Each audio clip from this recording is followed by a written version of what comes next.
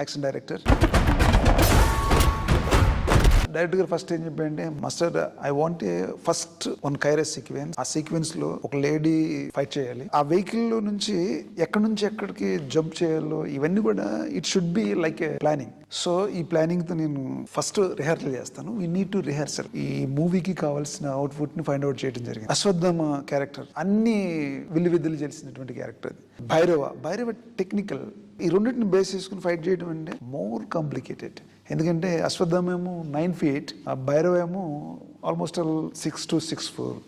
ఈ రెండు హైట్ డిఫరెన్సెస్ని మనం క్యారీ చేయాలంటే సపరేట్ బాడీ లాంగ్వేజ్తో ఫైట్ కంపోజ్ చేయడం జరిగింది. ఆ వయసులో అశ్వత్థామ ఆ ఫైట్స్ చేస్తుంటే ఐ వాజ్ సో ఎగ్జైటెడ్. నేను అనుకున్నాను అంటే కొంచెం చిన్న మూమెంట్లు, పెద్ద యాక్టర్ కదా అని అనుకున్నాను. కానీ ఆ 20 feet హైట్ నుంచి రోప్ కట్టుకుని ఇమీడియట్లీ హీ జంప్డ్ ఆఫ్. నేను I was so shock.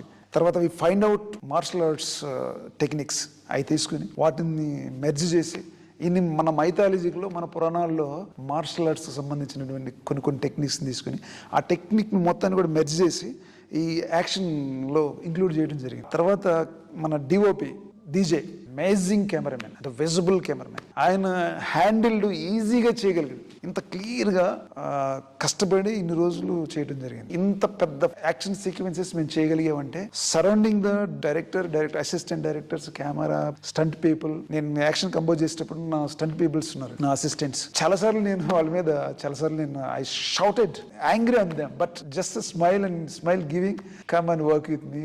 There are very good people. టోటల్గా credit goes to Nageshwan sir. ఎందుకంటే ప్రతి ఫ్రేమ్లో, ప్రతి యాక్షన్లో, ప్రతి సీక్వెన్స్లో ఆయన పడే తపన, ప్రతిరోజు ఒక్క షాట్ కూడా బాగా రాకపోతే అసలు ఈ నెవర్ కాంప్రమైజ్. ఈ యాక్షన్ చేయడానికి నాకు ఇచ్చిన ఈ అవకాశానికి మన వైజయంతి మూవీస్ బ్యానర్కి నా హృదయపూర్వక వందనాలు.